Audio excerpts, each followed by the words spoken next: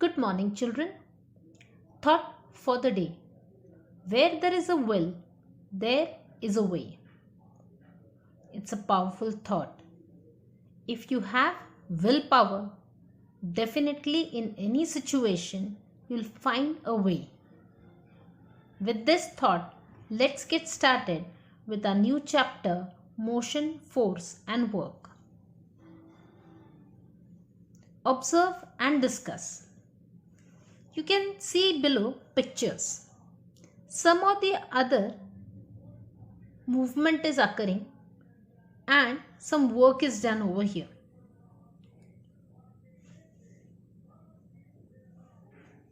Let's recall. What is meant by motion? Do you remember what is meant by motion? It is displacement of an object from one place to another in a specific time. Is called the motion of that object. As you can see here, the boy has kicked the football, because of which the ball has rolled into motion. The top is also in circular motion.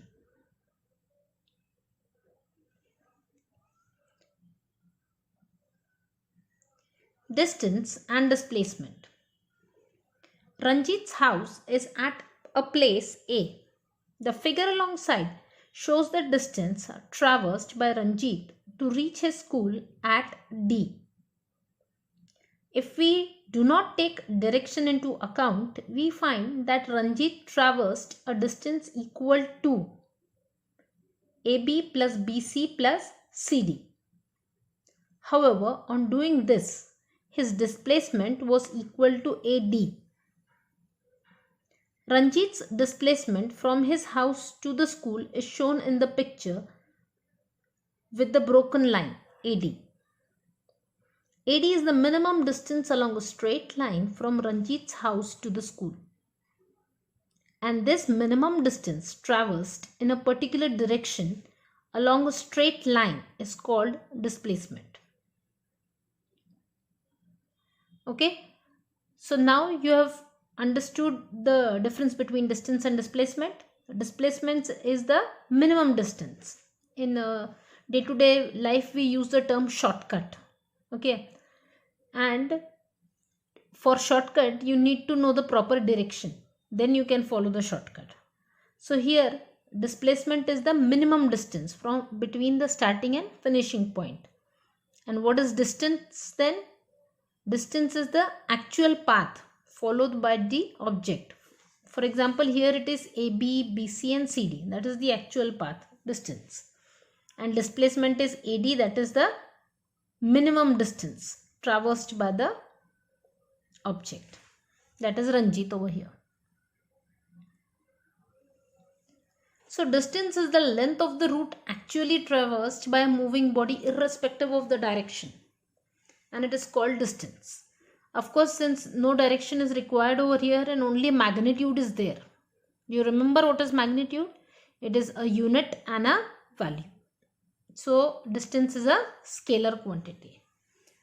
And displacement, it is the minimum distance traversed by a moving body in one direction from the original point to reach the final point. And that is displacement.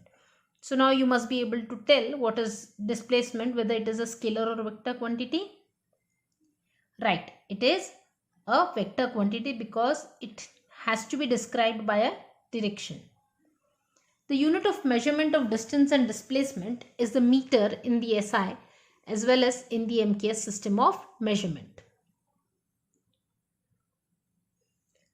Velocity. Now that we have discussed the terms distance and displacement, velocity is a term related to it. It is the distance traversed by a body in a specific direction in unit time. The velocity of a body can be calculated by the following formula. Velocity is equal to displacement upon period of time required for the displacement.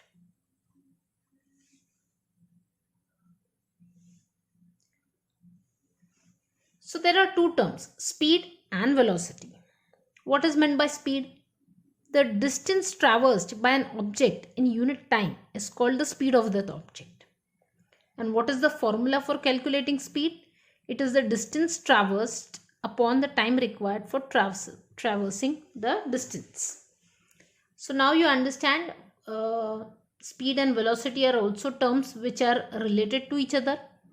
So let us find their unit. Speed. It is distance traversed divided by time required for traversing distance. And velocity, it is displacement divided by period of time required for the displacement. The unit of the quantities, distance. Can you think what must be the unit for distance? Of course, it is meter per second or kilometer per hour.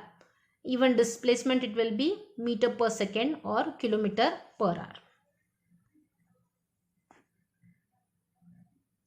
The unit of speed or velocity is written as meter per second. Let us now use the above formula to find out Ranjit's velocity and speed when he goes to school, as shown in the figure 7.2. The actual distance traversed by Ranjit from home to school is equal to AB plus BC plus CD, and that is 500 plus 700 plus 300, that is 1500 meter. The total time from home to school is 8 plus 11 plus 6, that is 25 minutes. So the Ranjit's displacement from home to school is 1000 meters, and velocity when going from home to school is displacement upon the total time, that is 1000 divided by 25, which is 40 divided by 60 if you simplify this, which comes to 0.66 meter per second. So Ranjit's speed while going to school is distance traversed divided by total time, that is 1500 meter divided by 25 minutes. Now let us convert this into seconds because our unit is in meter per second.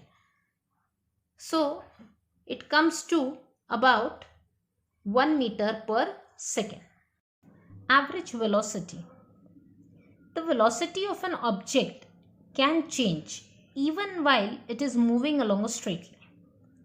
Suppose that a truck is covering a distance of 40 km from A to D in a straight line, that is, its displacement will be 40 km. If it requires altogether 1 hour for this, its average velocity is 40 km per hour. However, if the truck traverses the 10 km distance AB in 10 minutes, BC in 20 minutes and CD in 30 minutes, then the velocity for the distance AB in kilometer per hour will be 10 km per 10 minutes. Now here the unit is kilometer per minutes, and you know that unit is either kilometer per hour or meter per second. So we'll have to convert it in kilometer per hour. You also know that 60 minutes make 1 hour. So let us convert 10 minutes into 60 minutes.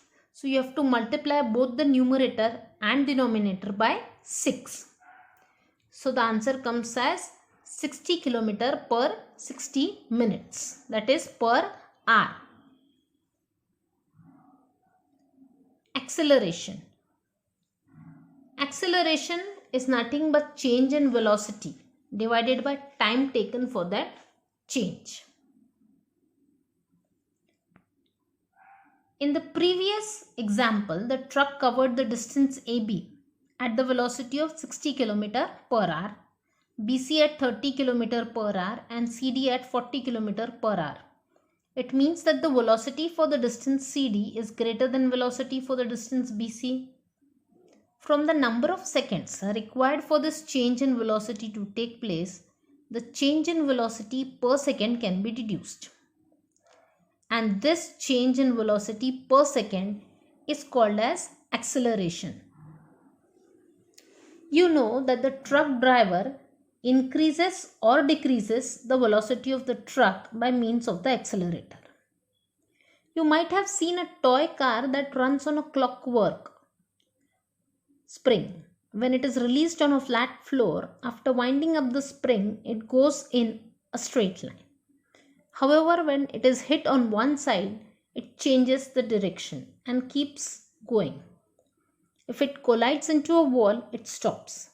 It means that its velocity changes. How did this change take place? It happens because the car comes into contact with something external to it. On a football ground, how does the direction of the ball moving in a straight line change?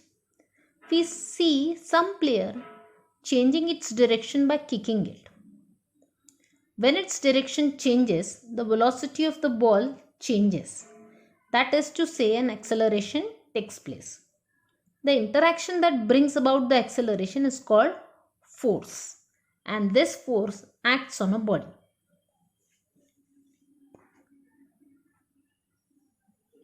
The unit of acceleration is meter per second square.